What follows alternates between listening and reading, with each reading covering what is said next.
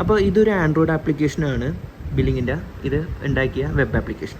അപ്പോൾ പണ്ടേ മുതലുള്ളൊരു സംശയമാണ്, ഇനി ഫ്യൂച്ചറിൽ ഈ വെബ് ആപ്ലിക്കേഷൻസ് നമ്മൾ യൂസ് ചെയ്യുന്ന ആൻഡ്രോയിഡും iOS ആപ്ലിക്കേഷൻസും ഒരു വെബ് ആപ്പിൻ്റെ രീതിയിലേക്ക് മാറ്റാൻ പറ്റും. അപ്പോൾ ഞാനത് കുറേ എക്സ്പേർട്സിനോടും ചോദിച്ചു, കുറേ ഫ്രണ്ട്സിനോട് ചോദിച്ചു, പറഞ്ഞു അതൊരിക്കലും പോസിബിൾ അല്ല, കുറേ റീസൺസ് പറഞ്ഞു.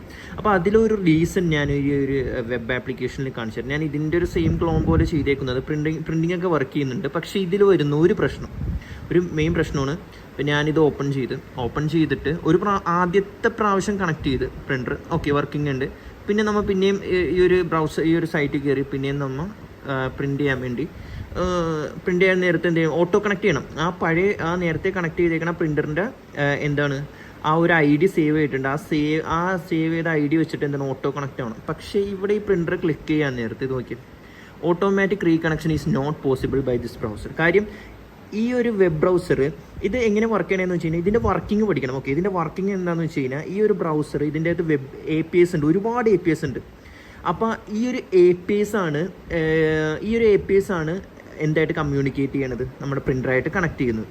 ഈ ഒരു API യൂസ് ചെയ്യാൻ വേണ്ടി നമ്മൾ എന്ത് ചെയ്യണം, പെർമിഷൻ കൊടുക്കണം. അതാണ് ഇപ്പോൾ ഞാൻ ചൂസ് അനദർ പ്രിൻ്റർ കൊടുക്കാൻ നേരത്തെ ഇവിടെ ഒരുപാട് ഇപ്പോൾ ഉള്ള ഡിവൈസസ് കാണിക്കുന്നുണ്ട്. ഇതാണ് ഒരു പെർമിഷൻ. ഈ ഒരു പെർമിഷൻ കിട്ടിക്കഴിഞ്ഞാൽ ഈ ഒരു സ്ക്രീനിൽ നിന്ന് നമുക്ക് ഡയറക്റ്റ്ലി ക്ലിക്ക് ചെയ്ത് കഴിഞ്ഞാൽ നമുക്ക് എന്ത് ചെയ്യാൻ പറ്റുന്നുണ്ട്, കണക്ട് ചെയ്യാൻ പറ്റുന്നുണ്ട്. പക്ഷേ ഓട്ടോമാറ്റിക്കലി അത് കണക്ട് ചെയ്യാൻ പറ്റുന്നില്ല.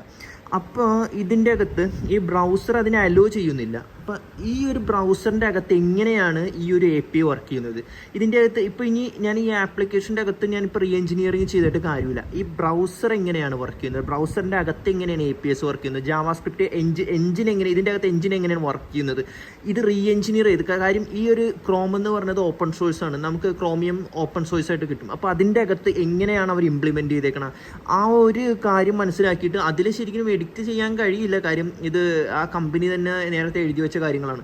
അല്ലെങ്കിൽ വേറെ ഏതെങ്കിലും വഴി ഉണ്ടെങ്കിൽ അങ്ങനെ നോക്കണം. അപ്പോൾ അങ്ങനത്തെ കാര്യങ്ങളാണ് എനിക്കിതിൽ മനസ്സിലായത്.